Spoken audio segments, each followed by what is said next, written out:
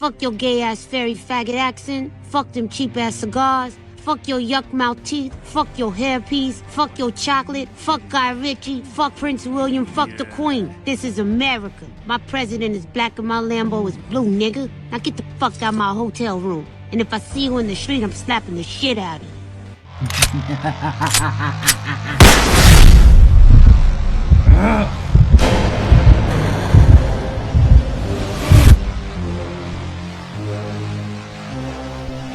So Zack Snyder admits that he was the wrong guy to handle the DCEU cinematic universe. And you know how the Snyder cultists are gonna lash out and cry over the Lord and Savior saving this, because we all know the Snyder cultists are big dick writer. So here's what Zack Snyder had to say, quote, "I never looked at it as the job. Oh, I'm the architect of DC. I need to create entertainment for DC that sells toys, and that is for the masses and fun for everyone. I didn't care about that. I liked Batman, I liked Superman, I wanted to make something cool. You picked the wrong guy if you wanted a product." Okay, I understand what he's saying from his perspective, but on the other hand, the DCU is a product that needs to be sold to the masses. If you want these characters to stay alive, and if you want more movies from these characters, then these characters have to sell. These movies have to make profit in order for us to get films like Joker or Matt Reeves' The Batman or Man of Steel 2 with Henry Cavill. Otherwise, if you're just making these movies for yourself and don't care about what the audience thinks, then we're in a conundrum here. It's like, what are you talking about, Zack Snyder? I love you, but I think the way Zack Snyder's thought process was handling this film, I think it was the wrong philosophy to tackle these movies, in my opinion. But I think now, overall, 2020 is hindsight.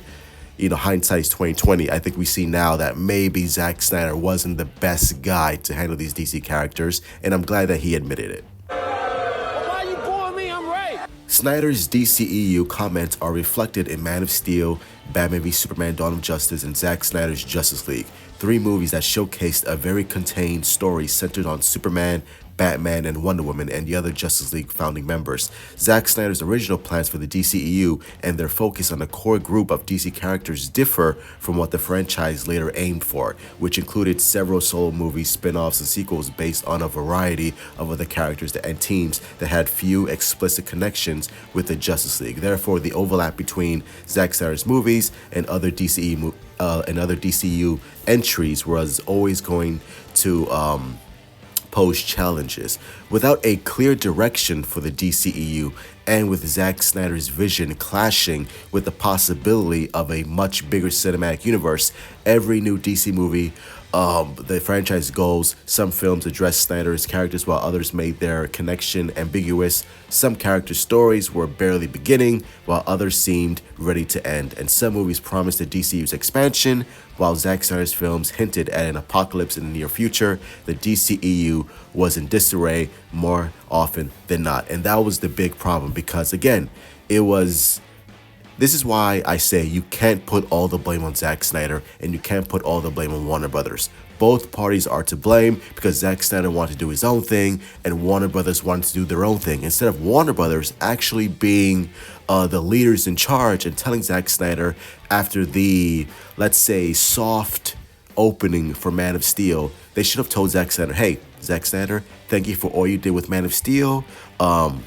We will gladly work with you on other projects, but for the DCEU going forward, we're going to go in a different creative direction, and we're going to hire a different director, a different writer, and make plans for Man of Steel 2.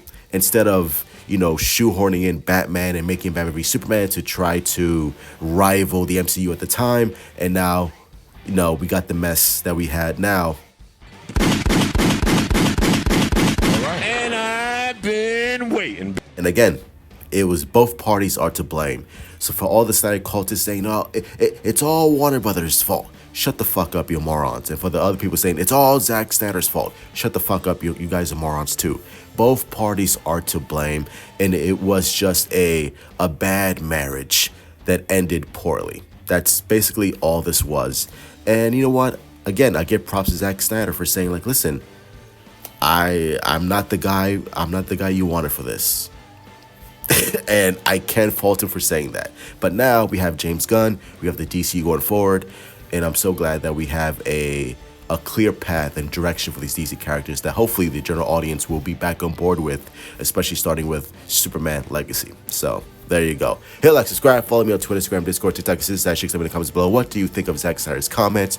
Do you think, of course, Snyder called to be like, oh, I don't care, okay? I love Zack Snyder. I will get on my knees and blow him every single day he was right. Or do you think, like, yeah, hey, I give props to Zack Snyder for admitting that he wasn't the guy to handle the DCEU, and Warner Brothers really fumbled the bag on this one. But like I said, I'm glad it's over now. The mess is all cleaned up and we can start anew. Love you all. Stay safe. Truth out. How about that D, baby?